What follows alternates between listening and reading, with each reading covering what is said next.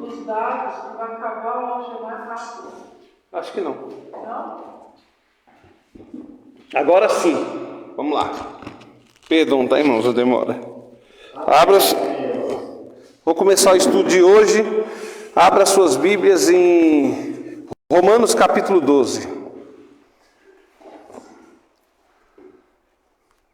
A palavra de Deus, ela é tão emocionante, irmãos, ela é tão eficaz, que de um versículo a gente tira um estudo que dá para falar o dia inteiro. Tranquilo.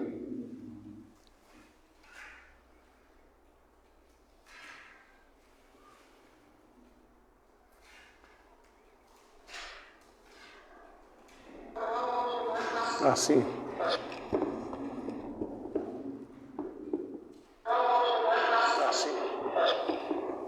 Vamos lá? Romanos capítulo 12, só o versículo 1. Vai ser o tema do nosso estudo hoje. Como eu estava falando com os irmãos, não é um estudo muito teológico hoje não. Hoje vai ser mais assim um estudo bíblico comum mesmo. Mas é de Deus a mesma coisa, tá, irmãos? Mais assim um estudo bíblico comum mesmo. Capítulo 12. Os irmãos já estão chegando aqui, ó. Deixa eu compartilhar nosso grupo lá. Capítulo 12. Mas os irmãos já estão chegando aqui, ó. Deixa eu compartilhar. Capítulo 12. Mas os irmãos já estão chegando aqui, ó. Deixa eu compartilhar. Tá bom. Capítulo 12. A paz do Senhor, os irmãos estão assistindo todos, Deus abençoe. Versículo 1.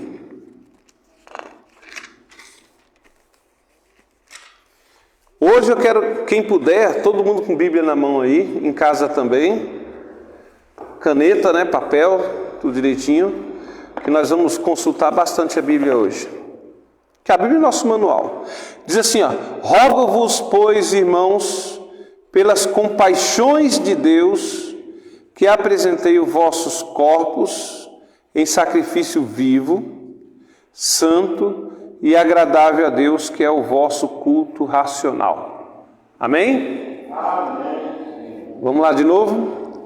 Rogo-vos, pois, irmãos, pelas compaixões de Deus, que apresenteis os vossos corpos em sacrifício vivo, santo e agradável a Deus, que é o vosso culto racional, né? Então, um versículo só, irmãos, que nós vamos tirar bastante coisa hoje. Vamos dividir esse versículo aqui em 4 partes, em 4 orações.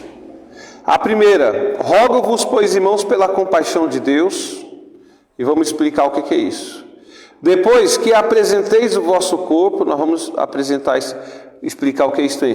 Depois, sacrifício vivo, santo e agradável a Deus. E depois o nosso culto racional. Um versículo, um estudo dividido em 4 partes, bonito, né?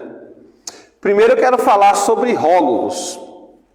A palavra rogo-vos, irmãos, ela não é nem usada mais na língua portuguesa. É só crente que sabe essa palavra, né? Vocês veem aí no dia a dia de vocês uma pessoa quando vai pedir uma coisa, falar assim: eu rogo que vocês façam tal coisa. Não fala mais, mas era usado antigamente. É uma palavra, a língua portuguesa é muito rica, né? Ela é muito rica mesmo. E é uma palavra que não se usa mais, não se tem mais hoje em dia. A palavra rogo-vos, ninguém usa mais. Mas o que é rogo-vos, irmãos? Rogo-vos é um pedido. É o mesmo que falar assim: eu peço, irmãos. Como que você vai falar para uma pessoa que você está pedindo com urgência, usando uma palavra só? Assim, eu chego na Maria e digo: eu te peço, por favor, me empreste o seu celular, por exemplo. Mas se é uma emergência, eu falo: eu te peço, por favor, com urgência, empreste o seu celular. Então, esse rogo-vos é uma palavra que não existe mais nenhuma para substituir ela, de tão urgente que é. Quando o apóstolo Paulo fala, eu rogo-vos, ele está pedindo encarecidamente, ele está pedindo de toda a sua força de vontade, de todo o seu íntimo. Tem alguma outra palavra que explica isso? Não. Eu te peço com urgência, com emergência. Tem que vir acompanhado aí com outro substantivo, né? Agora, rogo-vos. Eu rogo a você. O rogo é uma coisa urgente, é uma coisa que tem que ser feito mesmo, entendeu? Quando o apóstolo Paulo fala rogo-vos, ele usa uma palavra em hebraico, em grego, que a tradução só fica para rogo mesmo. Eu te peço assim, não pedir só. Tipo assim, empresta seu celular, você está pedindo. Agora, quando você insiste, você está dizendo uma palavra só, que é uma urgência, é uma emergência para você. Então o apóstolo Paulo está pedindo aqui do fundo do coração dele, eu rogo-vos, irmãos, rogo-vos. Esse rogo é muito... Então o título do estudo de hoje é Apresenteis os vossos corpos. É a lição bem profunda, né? Para quem deseja viver uma vida de adoração, igual nós, né, irmão Cláudio? Nós estamos aqui hoje, nesse frio, viemos. Então é muito importante para a gente viver uma vida de adoração a Deus, uma vida de louvor integral. O que é louvor integral, irmãos? Eu acho que essa frase, essa palavra, vocês nunca ouviram assim, junta integral com louvor. Quem pode me definir aqui o que é um louvor integral? Ou em casa também, os irmãos estão em casa, corre aí, pega a Bíblia, né, e vai acompanhando com a gente. O que é um louvor integral, irmãos? Quem pode me dizer? Quem consegue dizer? Oi? Louvor permanente. Muito bem. Louvor permanente. Quem mais pode dizer? Louvor permanente. Louvor todos os dias. Quer dizer que você tem que andar cantando? Louvor integral quer dizer que também se torna louvar com carinho, com amor, com dedicação. Integral quer dizer inteiro. Inteiro. Você louvar o tempo inteiro e você louvar com integridade. Integridade é por dentro. Hoje eu vou dizer um exemplo para vocês.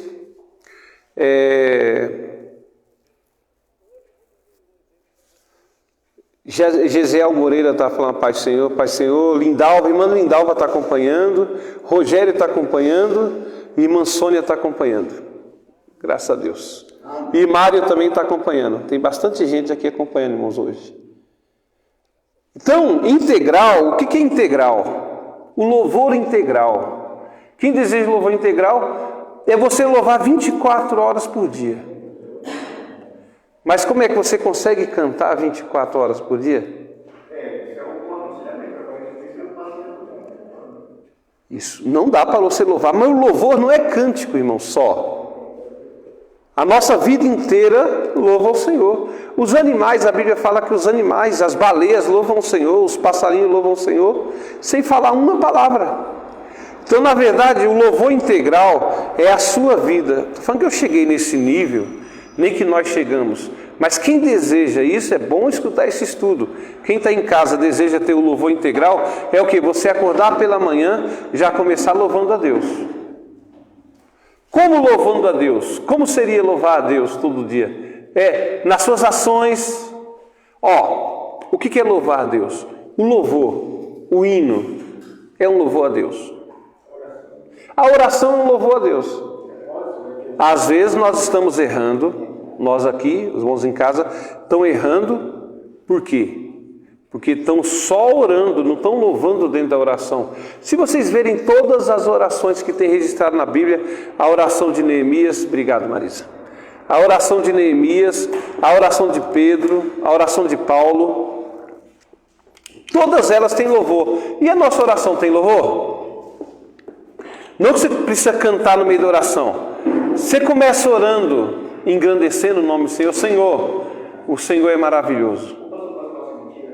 Hã? Pode.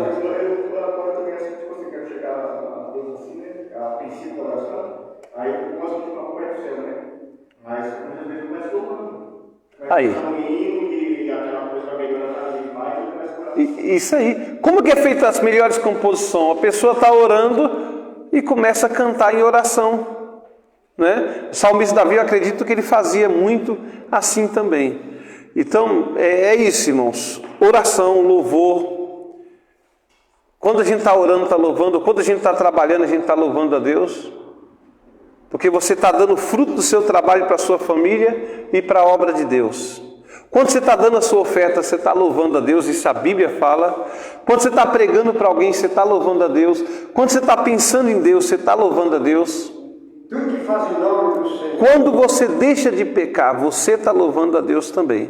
A Bíblia nos diz, pastor, da seguinte forma, que as águas batem palma e os montes juntos regozijam o nome de Deus. Exatamente, as águas louvam o Senhor, a cachoeira, tudo é um louvor. Então não precisa ser você parar para louvar a Deus. Você já está louvando com a sua vida. Quando você deixa de falar palavrões, deixa de reclamar, deixa de murmurar, você está louvando a Deus. Tudo que você faz para Deus é louvor. Então, a dedicação e o louvor integral. Eu sei que é difícil a gente alcançar isso, mas tem que ter um nível de espiritual elevado. Então, esse versículo aqui fala das 4 categorias de um louvor elevado, de uma vida elevada, de um padrão elevado da vida com Deus. Como é que a gente está? A gente fala muito de padrão material. Padrão, o que é um padrão? Um carro bom, padrão material, né? Uma casa boa, roupa boa, você está com cabelo bonito, sempre bem cortado. Isso é um padrão de vida. Se alimentar bem, tudo bem, nada errado nisso. Mas e a vida espiritual? Qual é o padrão de vida espiritual nosso? O alto padrão. Quem chegou lá? Quem está chegando lá? Nós estamos buscando isso? Então, o padrão de vida elevado, espiritual, é um padrão que você está em comunhão com Deus o tempo todo. Você está em adoração o tempo todo. Você está em louvor o tempo todo. Vamos lá? Então vamos para a primeira parte do versículo, senão a gente vai terminar muito tarde. A primeira parte fala: rogo-vos, irmãos, pela compaixão de Deus. A semana passada eu passei 10 minutos, né? Não pode acontecer isso, né? Rogo-vos, pois, irmãos, pela compaixão de Deus. O apelo rogo-vos, eu já falei para vocês o que é, né? É uma exigência, né? Uma coisa urgente, rogo-vos. Como se tivesse com a corda no pescoço, pendurado e dizer que alguém vem e corta essa corda. Agora o senhor achou a palavra certa. O rogo-vos seria assim: você está, por acidente, você ficou pendurado na corda. Aí você fala: eu peço, alguém venha cortar a corda. Esse rogo-vos, você está rogando que alguém venha cortar. Quando a gente está numa oração urgente, a gente está rogando para Deus também. Senhor, eu te rogo. Linguagem de crente, irmãos. Ninguém mais faz, só nós somos crentes, graças a Deus. Então, vamos lá, rogo-vos, já falei, pela compaixão de Deus, né? A compaixão de Deus, ela foi revelada toda na carta aos Romanos. Acho que foi a semana passada eu falei que se eu fosse escolher um livro da Bíblia para mandar para quem nunca viu a Bíblia, eu mandaria Romanos. Romanos é especial, irmãos, tem mandamento, tem bênção, tem tudo. Então eu rogo-vos pela compaixão de Deus, e toda essa compaixão de Deus está revelado na carta de Romanos. Vamos entrar nisso aí hoje? O que é compaixão, irmãos? Compaixão é misericórdia. O que é misericórdia? Quem pode me definir? Inclusive a minha vida no lugar de compaixão, ela fala misericórdia. Misericórdia e compaixão é a mesma coisa. E vou falar para você. Misericórdia vem da palavra grega, do latim, aliás, miseris, e córdia vem da palavra latim que é cardes. Cardes quer dizer o quê? Você não é da área de saúde não, né? Não. Cardes quer dizer coração. Quando você vai fazer o exame cardiológico. Então, miseris cardes quer dizer miserável e coração. Quer dizer, você ter um miserável dentro do seu coração. Não, um miserável dentro do seu coração. Porque Deus que tem a misericórdia por nós. Deus pega a pessoa miserável que não merece nada. Deus pega a pessoa que não merece nada, que somos nós, e Ele coloca a gente no coração dele. Miseris cardes, o miserável dentro do coração. E o que isso quer dizer? É uma palavra pesada, né, irmão? Miserável, né? Miserável é o pobre, irmãos, que não tem nada, e a gente é isso. Nós não temos nada para oferecer para Deus. Nós não temos nada assim que Deus fala assim, esse aí merece, nada. Então a graça vem por nós, não por nós merecer, mas porque Jesus é misericordioso. Ou seja, Ele tem uma pessoa igual a gente dentro do coração dele. Quem entendeu diz amém. Amém? Quem está assistindo em casa e entendeu, digita amém aí também. Amém? Então vamos lá. E nós vamos aqui entrar sobre as misericórdias de Deus. O que é misericórdia? As muitas misericórdias do Senhor. As misericórdias. Então tem 10 misericórdias no livro de Romanos. Então quem puder vai anotando, né? A primeira está em Romanos, sempre Romanos 3, 24 a 28. Olha o que fala da misericórdia do Senhor. Romanos 3, 24 e 28. Porque como está escrito... 3, 24 a 28. Sendo justificados gratuitamente pela sua graça, pela redenção que há em Cristo Jesus, ao qual Deus propôs para a propiciação pela fé no seu sangue, para a demonstração da sua justiça, pela remissão dos pecados dantes cometidos sob a paciência de Deus, para a demonstração da sua justiça nesse tempo presente, para que ele seja justo e justificador daquele que tem fé em Jesus. Onde está logo a jactância? É excluída. Por qual lei? Das obras? Não, mas pela lei da fé. De sorte que concluímos que o homem é justificado pela fé, sem as obras da lei. Então está falando, misericórdia da justificação. A gente consegue justificar nós mesmos? Não. Então quando o apóstolo Paulo fala assim, rogo-vos pelas misericórdias de Deus, ele está dizendo assim, ó, eu estou rogando por vocês, pela misericórdia de Deus na sua vida, a misericórdia da justificação. Ele justificou a gente. O que é justificou? Ele operou a justiça dele em nós, não a nossa justiça. Se Deus operasse a nossa justiça em nós estaríamos mortos. Então, a primeira misericórdia de Deus é justificar. Deus morreu na cruz do Calvário, tá? Jesus, sendo Deus, se fez homem, morreu na cruz do Calvário para que a gente fosse justificado, né? Então essa é a primeira misericórdia do Senhor. A segunda é o batismo espiritual. É a identificação de Cristo com os crentes. A gente hoje é chamado de servo de Deus, discípulo de Deus, cristãos. Esses cristãos, você não sabe, quer dizer pequenos cristos. Nós somos. E está lá em Romanos 6, versículo 3, que diz assim, ó: ou não sabei todos, quando fomos batizados em Cristo Jesus, fomos batizados na sua morte. Então, a misericórdia de Deus na identificação do crente, na experiência do batismo espiritual. O apóstolo Paulo não está falando só do batismo das águas, em nome do Pai, do Filho e do Espírito Santo. Ele está falando do batizado, que nós fomos batizados. O que é batizado? Nós nascemos de novo com Cristo, nós zeramos a nossa vida. Né? Nós zeramos a nossa vida e começamos tudo novamente. Então, a primeira misericórdia é a justificação, a segunda misericórdia é a identificação dos crentes com Cristo, que é o batismo espiritual. A terceira, a misericórdia da reconciliação. Isso eu falei bastante na aula passada, na terça passada, sobre a justificação. O que vem a ser justificação? A justificação não, desculpa, a reconciliação. Por causa do pecado, o homem se separou de Deus, pegou rumo diferente. Vocês sabem? O homem não podia mais falar com Deus, o homem não tinha mais acesso a Deus por causa do pecado. Então Jesus veio com a sua misericórdia e reconciliou o homem consigo mesmo.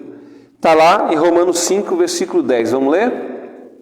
Porque se nós, sendo inimigos, fomos reconciliados com Deus pela morte de seu Filho, muito mais sendo reconciliados, seremos salvos pela sua vida. Olha, quer dizer, a morte de Cristo foi uma misericórdia para nós. Ele reconciliou o homem com Deus. O homem estava perdido, Josué. Se não fosse Jesus, já tinha acabado o mundo.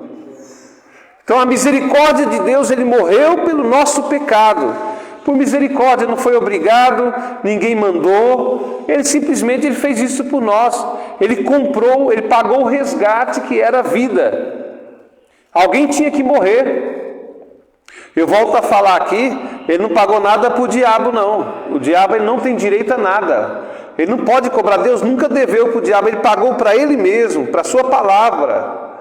E Ele foi e pagou por nós. A quarta misericórdia é da graça. 5, vamos só virar a página aqui, versículo 20 e 21. Entrou, porém, a lei para que a ofensa abundasse, mas onde o pecado abundou, superabundou a graça, para que assim como o pecado reinou para a morte, também a graça reinasse pela justiça para a vida eterna, por Jesus Cristo nosso Senhor. Olha! Então, a misericórdia da graça superabundante.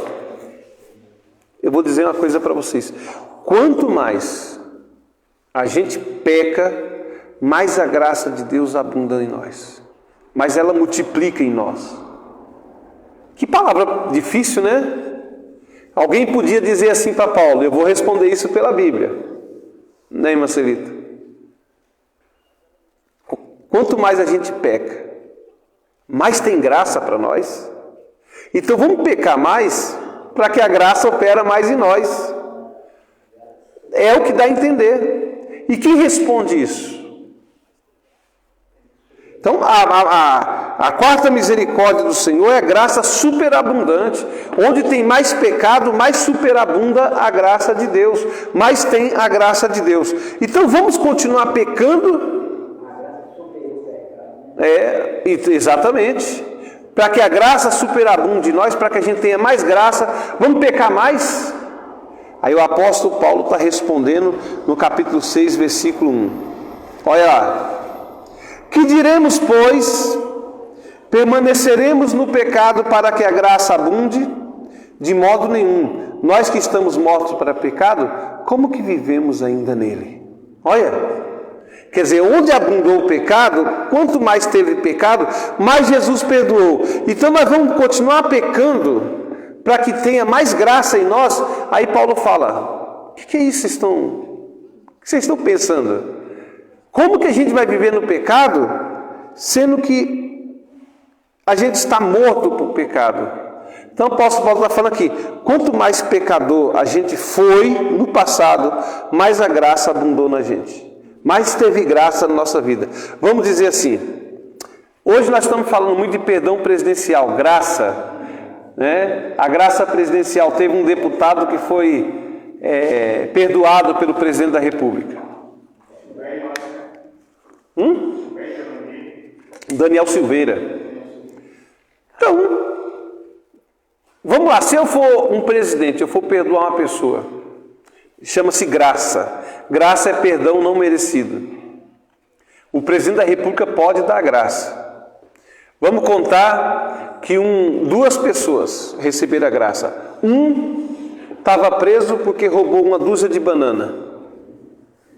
O outro estava preso porque roubou 19 bancos. O presidente deu a graça para os dois. Qual dos dois foi mais agraciado? Que roubou mais. Então, quanto mais a gente errou na nossa vida, quanto mais a gente cometeu o pecado, mais a graça de Deus abunda em nós. Entendeu? Isso é no passado. Agora, quando a gente é crente de verdade, a gente está morto para o pecado. Não tem como continuar pecando. Isso que Paulo está falando. Então, a quarta misericórdia, a quarta é o miserável no coração de Deus. A misericórdia de Deus é a graça superabundante, que ela supera o pecado, ela supera a lei. A graça, gente, é algo tremendo. A lei só falava assim: aquele que adulterar vai ser morto, aquele que pecar vai morrer, a graça, e não falava como que vivia, só falava como morria. A graça veio e falou: crê no Senhor Jesus e será salvo tu e sua casa. Posso ouvir um glória a Deus? É? Quem está assistindo aí, dá um glória a Deus também, digita glória a Deus aí também. Vamos lá, a misericórdia da graça, e depois vamos para a quinta misericórdia agora. O Espírito Santo. 8, versículo 9. Romanos, sempre em Romanos, né? Olha a misericórdia de Deus. Foi por misericórdia que Ele mandou o Espírito Santo, irmãos. 8, versículo 9. Porém, vós não estáis na carne, mas no Espírito, se é que o Espírito Santo de Deus habita em vós. Mas se alguém não tem o Espírito de Cristo, esse tal não é dele. Olha. A graça permanente em nós que deu o Espírito Santo. É assim, irmãos. Eu não sei como explicar isso direito, mas é assim. O Espírito Santo de Deus, o Espírito Santo de Deus, ele substituiu Jesus. Jesus estava vivendo 3 anos com seus discípulos. Quando Jesus foi para o céu, ele, pela graça, pela misericórdia, não pelo Espírito Santo ou pela igreja merecer, ou não pela igreja merecer, ou pelos discípulos merecerem, Jesus enviou pela misericórdia dele o seu Espírito. E fala que todo mundo que é crente, todos, tem o Espírito Santo de Deus, habita em nós. Se alguém não tem o Espírito Santo, esse não é de Deus. Olha que coisa mais contundente, né? Ah, pastor, eu preciso ser batizado com o Espírito Santo? Não está falando isso. O que é ser batizado com o Espírito Santo? A Igreja Assembleia de Deus, ela convencionou que uma pessoa, para ser batizada com o Espírito Santo, tem que falar em línguas estranhas. Eu, sinceramente, não vejo base bíblica nisso. Eu acho que se a pessoa é crente, ela já é batizada com o Espírito Santo. Se ela largou o pecado, se ela tem alguma manifestação do Espírito Santo em sua vida. É tanto aqui nessa igreja aqui, agora é uma salinha, né? Nessa igreja aqui, muitos anos atrás, tinha um irmão, eu não lembro o nome dele, irmãos, um jovem. Ele tinha um dom de revelação, irmãos, maravilhoso. Dom de visão, né? Ele via coisas e falava, as pessoas choravam, revelava mesmo. E um dia chegou um pregador de fora e falou: quem não é batizado com o Espírito Santo, venha para frente. Ele veio para frente. Aí eu cheguei nele assim, peguei no braço dele e falei: meu irmão, você não é batizado com o Espírito Santo ainda, mas você tem dom. Não, eu nunca falei línguas estranhas. Eu acho que a pessoa que é usada pelo Espírito Santo no dom de ensinar, em outro, qualquer um dom da sabedoria, ou dom da fé, ele já é batizado com o Espírito Santo. Então, quem não tem o Espírito Santo, esse não é de Deus. E o Espírito Santo é uma das misericórdias de Deus para a nossa vida, né? Irmãos, a sexta misericórdia de Deus para a nossa vida é a misericórdia da eleição divina. 8, 28 e 29, vamos lá?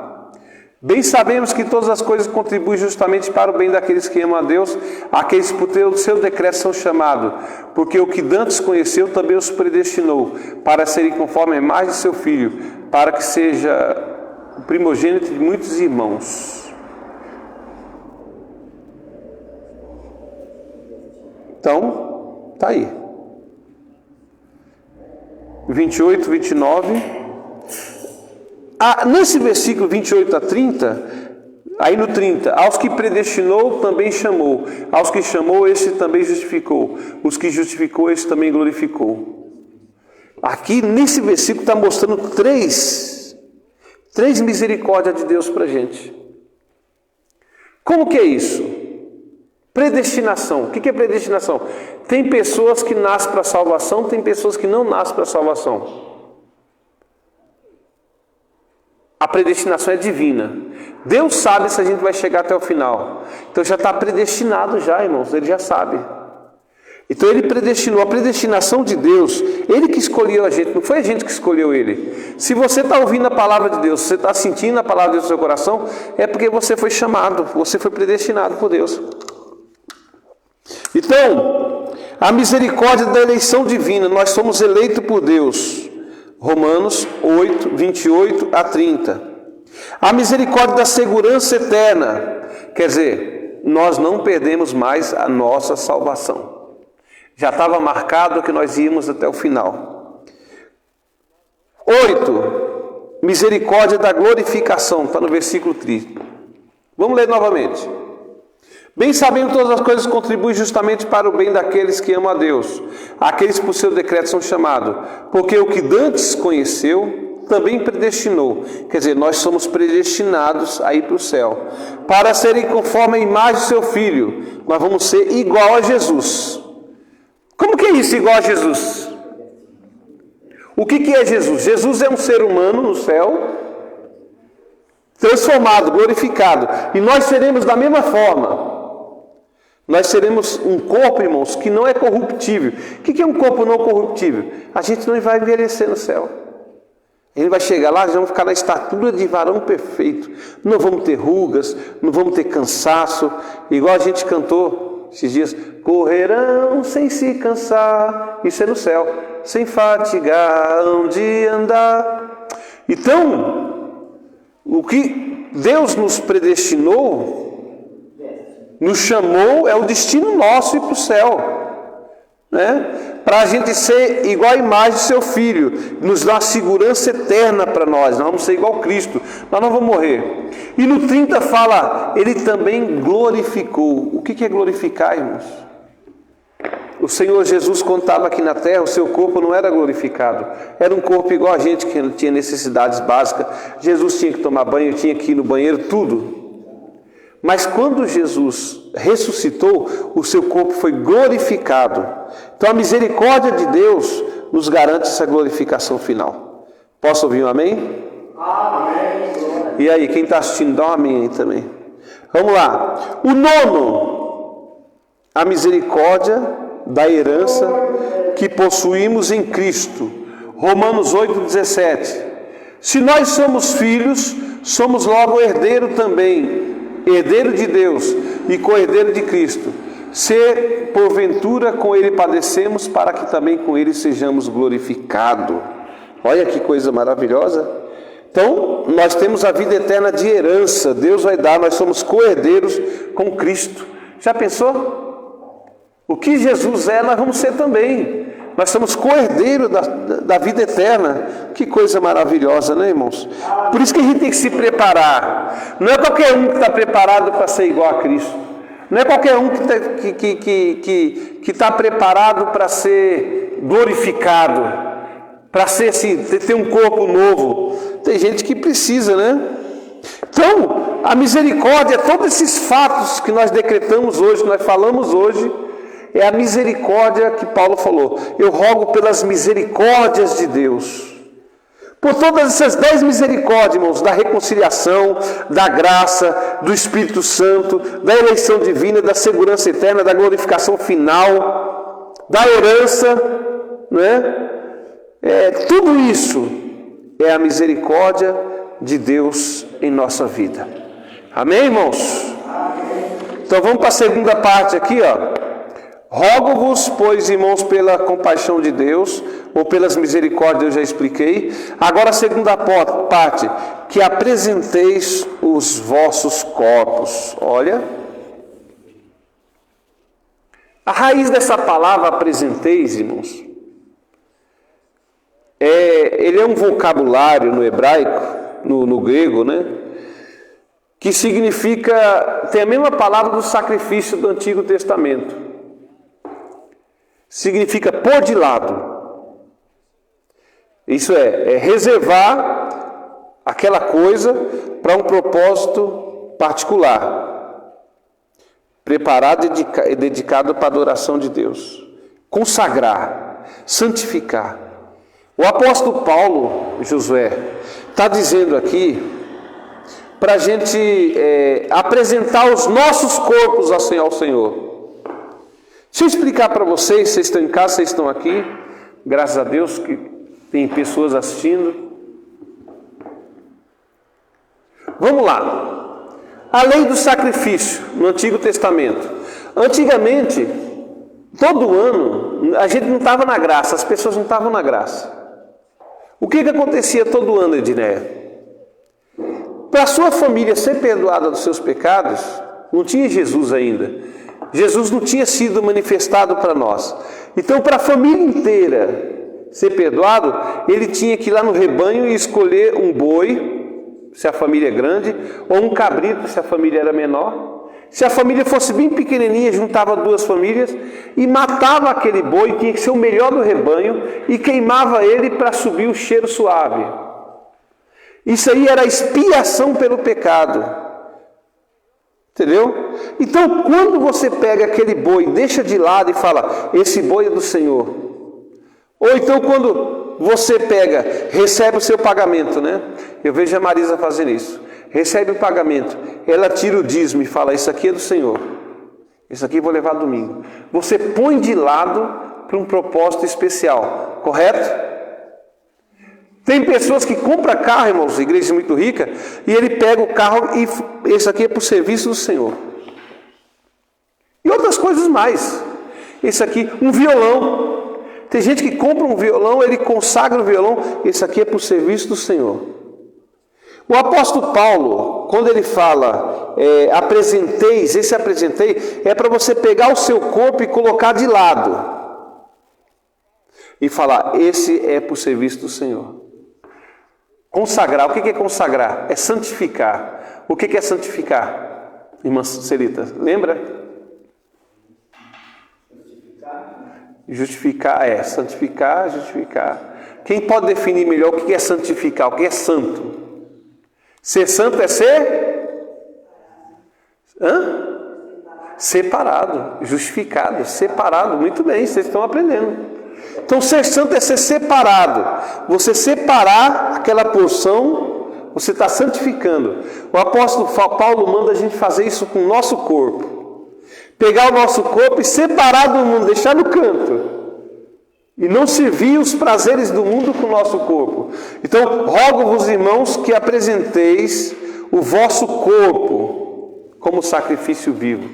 Assim como você matava o boi e queimava ele para subir o cheiro para o céu, você tem que oferecer seu corpo como sacrifício vivo para você exalar o cheiro do céu. A Bíblia fala que nós temos o perfume de Cristo, né? Nosso corpo. Então, tudo que a gente faz na vida, tudo que nós fazemos com o nosso corpo, nós temos que fazer para agradar a Deus. Nós precisamos consagrar, separar, colocar de lado o nosso corpo. O Senhor fala, Senhor, me usa. Senhor, eu estou aqui na sua vontade, né? Tem até uma coisa que eu escrevi aqui, ó. Nenhuma alma se dedica realmente a Deus, a menos que seu corpo seja consagrado. A gente não consegue lembra que nós falamos do louvor integral? A gente não consegue ser integral, ser íntegro com Deus, se a nossa alma, nosso corpo não está consagrado. Você fala assim, meu espírito está consagrado, mas a carne é fraca. Jesus falou isso, não é questão do pecado, Jesus falou, né? O espírito está pronto, mas a carne é fraca. Mas por quê? Porque Jesus ia morrer. E ele sabia que ia morrer. Então ele falou, eu estou pronto, só que minha carne é fraca. Quer dizer, eu vou sofrer, vou ser chicoteado. Ele sabia disso. Mas a questão de carne fraca para o pecado, irmãos, Não é isso que Jesus está justificando. Então não tem como você ser espiritualmente forte e íntegro na presença de Deus se sua carne, se seu corpo não for íntegro também, não for santo também, não é? E tem passagem bíblica para isso. 1 Coríntios capítulo 6, versículos 19 e 20. Já estou acabando, tá, irmãos? 1 Coríntios capítulo 6, 19 e 20. Fala assim, ó. Ou não sabeis que vosso corpo, aqui ó, carne, vosso corpo é o templo do Espírito Santo que habita em vós, o qual tendes de Deus, e que não sois de vós mesmo, porque foste comprado por preço. Gloriai, pois, a Deus no vosso corpo e no vosso espírito, os quais permanecem a Deus. Irmãos, está falando aqui que Jesus não comprou só nossa alma, nosso espírito, comprou nosso corpo também. Então nosso corpo nós estamos devolvendo para Deus, ele é de Deus. Então nós somos templo do Espírito Santo, não é? Então, dedicação total, louvor integral no corpo também, não só no espírito. Esse negocinho, às vezes uma pessoa comete pecado, você vai falar com ele, pastor, o espírito é forte, mas a carne é fraca. Não justifique isso não, quem falou isso foi Jesus. E Jesus não tinha pecado. E não tem pecado. Né? Vamos para a última parte agora, rapidinho, que as horas já estão estourando. A última parte que é o vosso, em sacrifício vivo, não é a última, não é a terceira. Vivo, santo e agradável. Né? Sacrifício vivo. O que é sacrifício vivo? Não está morto. No Velho Testamento eles ofereciam um sacrifício morto para Deus. Sacrifício vivo. Irmãos, para um pouquinho. O nosso corpo, a gente tem que oferecer como sacrifício vivo para Deus. Você dá ele para Deus. Vivo. Já pensaram que às vezes nós estamos com o corpo morto? Nós não, né, irmãos? As pessoas, os crentes. Uma coisa que é veneno, é uma bênção, mas é um veneno para crente. Tomar a Santa Ceia em pecado. Tomar a ceia indignamente. A Bíblia diz que a pessoa morre. Então, a gente tem que oferecer nosso corpo vivo para o Senhor. Não é morto, tem que ser vivo.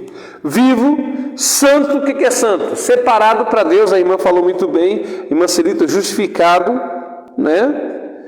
Tudo que tocar será santo, santificação, moralidade, adoração íntegra. Nós temos que oferecer isso para Deus. E sacrifício agradável. O que é isso? Aceitável, satisfatório. No Novo Testamento, no Velho Testamento não podia sacrificar, irmãos, nenhum animal que estejava sujo, que estava sujo, ou com a pata quebrada, ou magro. Tinha que oferecer o melhor. Então, o nosso corpo, nós temos que oferecer para o Senhor como sacrifício vivo, santo e agradável. Amém? Amém. Então, para encurtar, vamos para a última parte, que é o vosso culto racional. Racional, ligado à razão. Use o nosso corpo, a devoção consciente, irmãos. Você saber o que você está fazendo. Inteligente. Né? Você saber o que você veio fazer aqui. Você saber o que está fazendo na igreja. Presta atenção aqui, já estou acabando. Olha para mim todo mundo, você também em casa, olha para mim aqui. Presta atenção aqui. Vocês já viram aquelas mensagens que o irmão fala mais em língua estranha do que em português? É que não acontece aqui. Só que o irmão está errado não. Mas isso é uma adoração, irmãos? O apóstolo Paulo falou assim, tem muita gente falando línguas estranhas. Fale um ou dois. Se tiver intérprete para língua estranha, se a gente interpretar, se não tiver, cale-se. Porque quem está falando língua estranha está edificando só ele mesmo. Então a gente vê uma pregação às vezes que a pessoa fala mais em língua estranha do que em português. Está um culto racional, está um culto inteligente, né? E tinha muito isso aí. Um dia o irmão veio pregar aqui, eu era jovem. Irmãos, a parte teológica não é assim falando. Eu sempre fui questionador, irmãos, de tudo, que eu li muita Bíblia, muito mesmo. Eu leio muita Bíblia. Aí o irmão começou a pregar aqui, e falava em mistério, horas em mistério, minutos em mistério. Quando acabou o culto, meu amigo, o Sansão, vocês conhecem muito bem, ele chegou e falou, viu que pregação abençoada? Aí eu falei, qual foi o tema da pregação? Falou sobre o quê? Um montão de coisa. Não. Quem estava aqui domingo, qual foi o tema da minha pregação? Se a gente puxar na memória, a gente lembra. É que é difícil, né? Tanta coisa. Mas qual foi o tema central da pregação de domingo? Puxa na memória aí, quem vai? As irmãs não vieram. Quem vai? Olha lá. Isso, 4. Isso. Vocês estão vendo? A mensagem, inclusive está no Facebook, aqui está no YouTube também.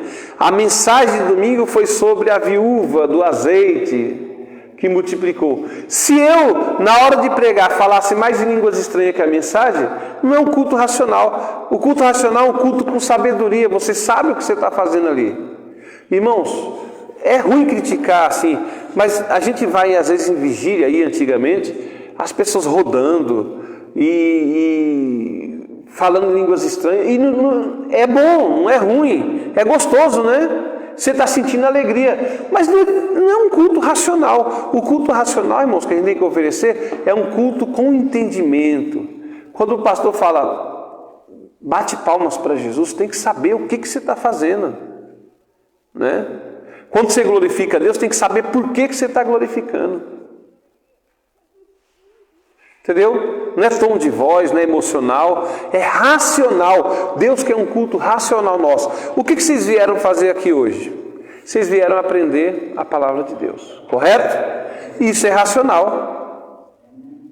Vocês vieram aqui, quando chegar amanhã alguém perguntar o que foi falado no estudo de ontem, vocês vão falar, foi falado para a gente apresentar nosso corpo, foi falado sobre as misericórdias de Deus. Olha que inteligente, olha que contexto, olha que começo, medo e fim. Não foi a viúva de Naim, não, o Rogério colocou aqui, foi a viúva de Naim. Não foi a viúva de Naim, não, meu filho. A viúva de Naim é Novo Testamento. Não, o Rogério está brincando. Foi a viúva de Eliseu, o Rogério. Não foi a viúva de Naim, não. Naim foi no Novo Testamento, né? Jesus ressuscitou o filho dela. A pregação de domingo foi a viúva do azeite. A viúva do azeite. Que o marido dela morreu. 2 Reis, capítulo 4. Que o marido dela morreu e ela ficou devendo e vieram buscar os filhos dela.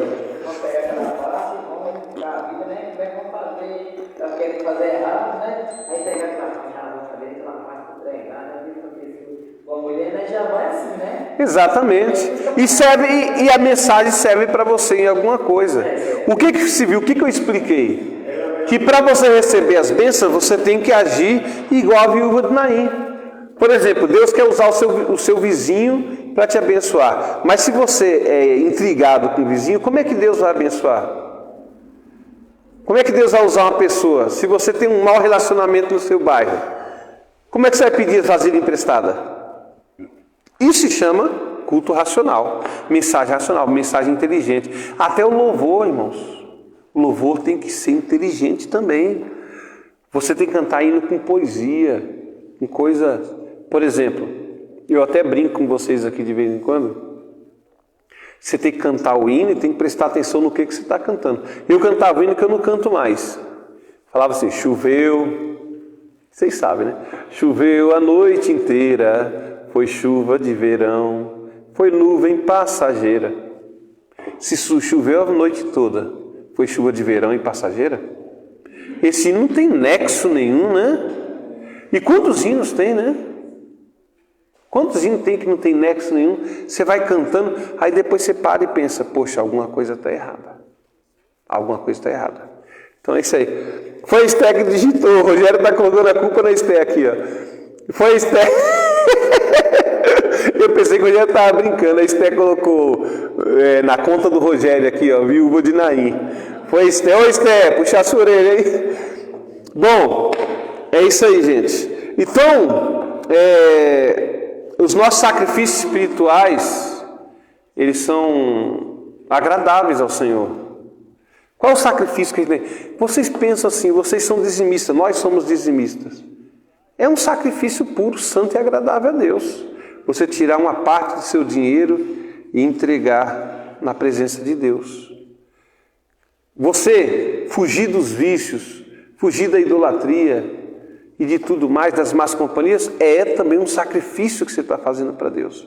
Os votos que a gente faz também são sacrifícios para Deus, tá bom?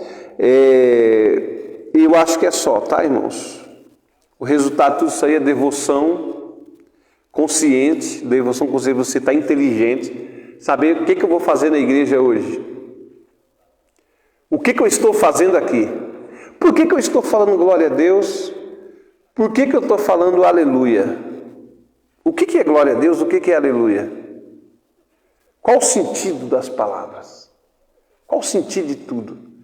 Por que eu estou batendo palma? Tudo tem que ser, irmãos, consciente.